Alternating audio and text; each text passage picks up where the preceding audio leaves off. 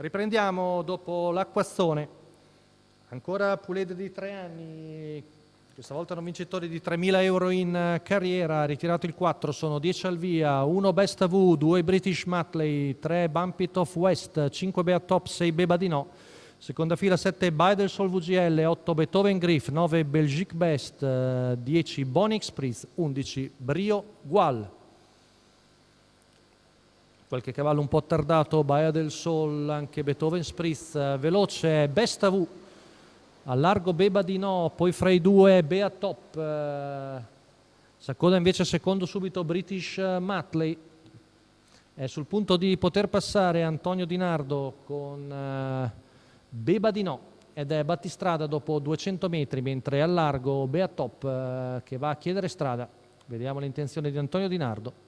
Schiena indietro, sicuramente ha intenzione di lasciare andare la figlia di Marja che passa dopo 400 metri ed è la nuova battistrada, 29,6.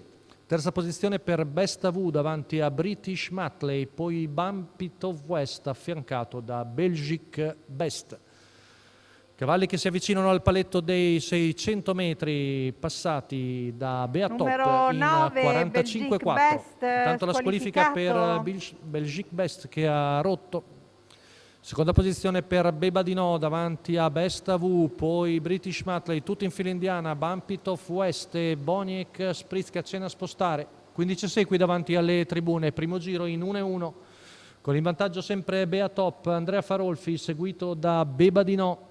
Poi l'1 di Best AV a precedere British Matley, Bonnie Spritz che prova ad avanzare, affianca Bump It Off West, sposta al largo anche Beethoven Griff, chilometro va via in 1,16,7.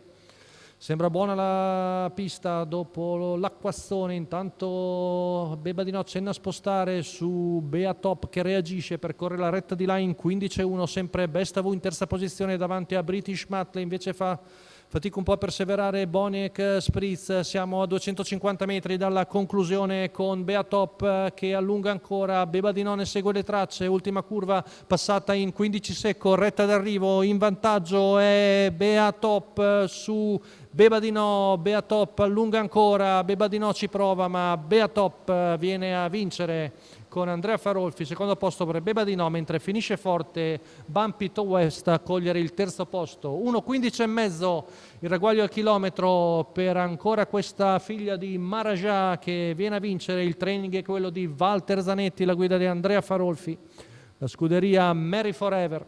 La rivediamo in retta d'arrivo, Bea Top che vince bene contro una discreta Beba di No. Mentre buon terzo al debutto per Bump It Off West con Roberto Andreghetti.